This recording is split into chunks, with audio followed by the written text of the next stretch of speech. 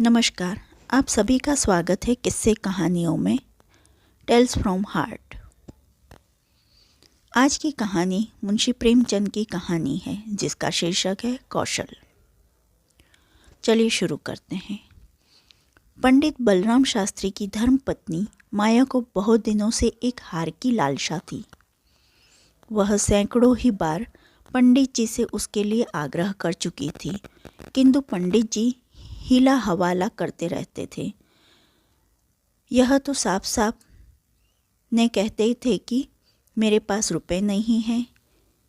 इनकी उनके पराक्रम में बट्टा लगता था। तर्कनाओं की शरण लिया करते थे। गहनों से कुछ लाभ नहीं, एक तो धातु अच्छी नहीं मिलती, उस पर सोनार रुपए के 8-8 आने कर देता है। और सबसे बड़ी बात यह है कि घर में गहने रखना चोरों को न्योता देना है। घड़ी भर श्रृंगार के लिए इतनी विपत्ति सिर पर लेना मूर्खों का काम है। बेचारी माया तर्क शास्त्र न पढ़ी थी, इन युक्तियों के सामने निरुत्तर हो जाती थी। पड़ोसियों को देख देख कर उसका जी ललचा करता था।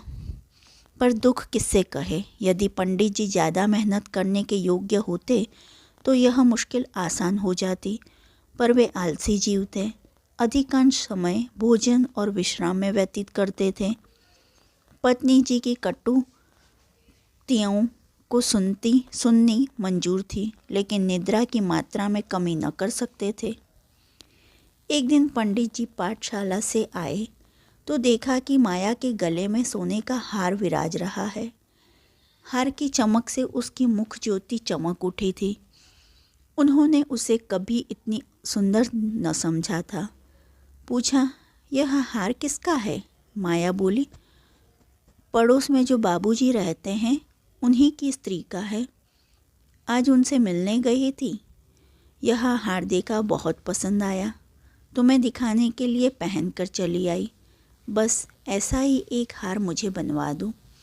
पंडित जी दूसरे की चीज़ नाहक मांग लाई, कहीं चोरी हो जाए तो?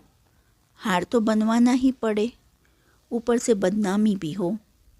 माया, मैं तो ऐसा ही हार लूँगी, 20 तोले का है। पंडित जी, फिर वही जिद। माया, जब सभी पहनती हैं तो मैं क्यों ना पहनूं? पंडित जी, सब कुएं में गिर पड़े तो तुम भी गिर पड़ना। सोचो तो, इस वक्त इस हार के बनवाने में 600 रुपये लगेंगे। अगर 1 रुपया प्रति सैकड़ा ब्याज रख लिया जाए तो वर्ष में 600 रुपये के लगभग 1000 रुपये हो जाएंगे। लेकिन 5 वर्ष में तुम्हारा हार मुश्किल से 300 रुपये का रह जाएगा। इतना बड़ा नुकसान उठाकर हार पहनने में क्या सुख। हार वापस कर दो, भोजन करो और आराम से पड़ी रहो। यह कहते हुए पंडित जी बाहर चले गए।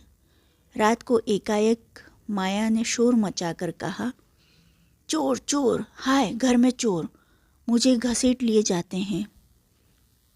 पंडित जी हकबकाकर उठे और बोले, कहाँ कहाँ, दौड़ो दौड़ो। माया मेरी कोठारी में गया है। मैंने उसकी परछाई देखी। पंडित, लालटेन लाओ, जरा मेरी लकड़ी उठा लेना। माया, मुझसे तो डर के उठा नहीं जाता।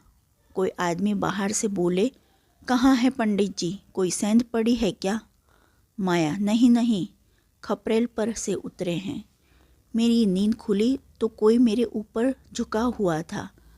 हाय रे, यह तो हार ही ले गया।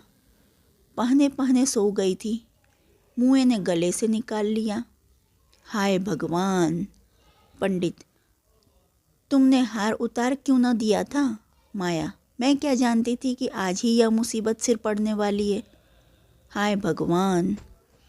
पंडित, अब हाय हाय करने से क्या होगा, अपने कर्मों को रो। इसलिए कहा करता था कि सब घड़ी बराबर नहीं होती, न जाने कब क्या हो जाए। अब आई समझ में मेरी बात। देखो, और कुछ तो न ले गया। पड़ोसी लालटेन लिए आ पहुँचे। घर में कोना कोना देखा, करियाँ देखी, छत पर चढ़कर देखा, अगवाड़े पिछवाड़े देखा, शौचगृह में झांका, कहीं चोर का पता न चला। एक पड़ोसी, किसी जानकार आदमी का काम है। दूसरा पड़ोसी, बिना घर के भेदिए के कभी चोरी नहीं होती। और कुछ तो नहीं ले गया माया? और तो कुड़ नहीं गया? बर्तन सब पड़े हैं, संदूक भी बंद पड़े हैं। निगोड़े को ले ही जाना था तो मेरी चीज़ें ले जाता, पराई चीज़ ठहरी। भगवान, उन्हें कौन मुंह दिखाऊंगी? पंडित, अब गहने का मज़ा मिल गया ना? माया, हाय भगवान, यह अब जस बंधा था। पंडित, कितना समझा के हार गया, तुम न मानी। बात की बात में 600 रुपये निकल गए। अब देखूं भगवान कैसे लाज रखते हैं। माया, अभागे मेरे घर का एक एक तिनका चुन ले जाते तो मुझे इतना दुख न होता।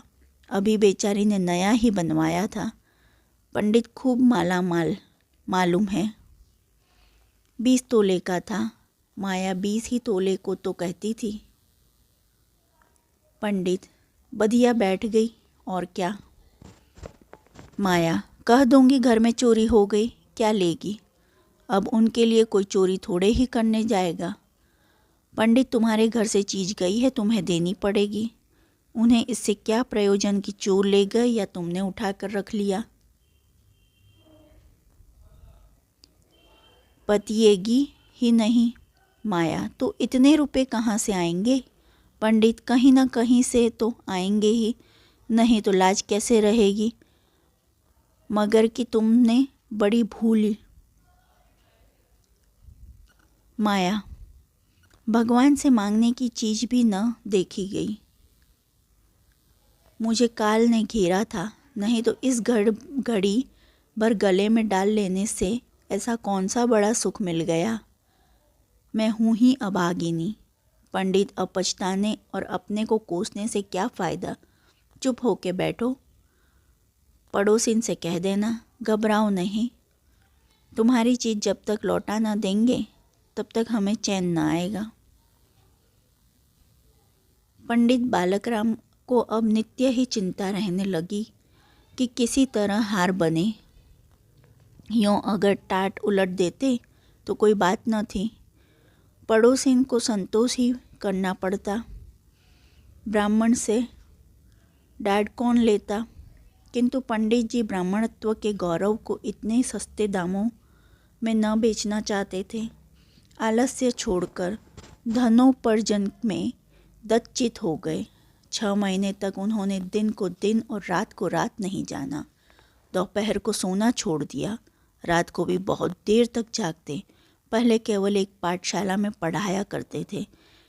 इसके सिवा वह ब्राह्मण के लिए खुले हुए 101 व्यवसायों में सभी को निंदनीय समझते थे।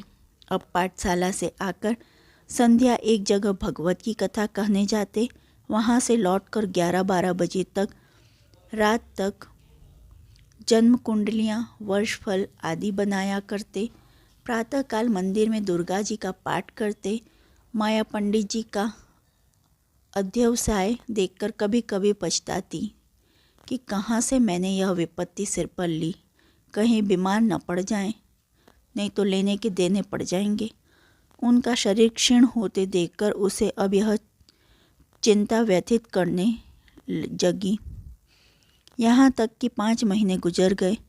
एक दिन संध्या समय वह दिया बत्ती करने जा रही थी कि पंडित जी आए, जेब से पुड़िया निकालकर उसके सामने फेंक दी और बोले, आज तुम्हारे ऋण से मुक्त हो गया। माया ने पुड़िया खोली तो उसमें सोने का हार था। उसकी चमक दमक, उसकी सुंदर बनावट देखकर उसके अंतःस्थल में गुदगुदी सी होने लगी। मुख पर आनंद की आभा दौड़ गई। उसने कातर नेत्रों से देखकर पूछा, खुश होकर दे रहे हो या नाराज होकर? पंडित, इससे क्या मतलब? ऋण तो चुकाना ही पड़ेगा, चाहे खुशी हो या नाखुशी। माया, यह ऋण नहीं है। पंडित, और क्या है? बदला सही। माया, बदला भी नहीं है, पंडित फिर क्या है? माया, तुम्हारी निशानी। पंडित, तो क्या ऋण के लिए कोई दूसरा हार बनवाना पड़ेगा? माया, नहीं नहीं, वह हार चोरी नहीं गया था, मैंने झूठ मूठ शोर मचाया था। पंडित, सच? माया, हाँ सच कहती हूँ पंडित, मेरी कसम। माया, तुम्हारे चरण छू कर कहती हूँ। पंडित जी, तो तुमने मुझे कौशल किया था? माया, हाँ। पंडित, तुम्हें मालूम है तुम्हारे कौशल का मुझे क्या मूल्य देना पड़ा? माया, क्या 600 रुपये से ऊपर? पंडित, बहुत ऊपर। इसके लिए मुझे अपने आत्म स्वतंत्र को बलिदान करना पड़ा। जो आपको यह कहानी अच्छी लगी हो तो please like, share and subscribe. देखने के लिए धन्यवाद। जय हिंद, जय भारत।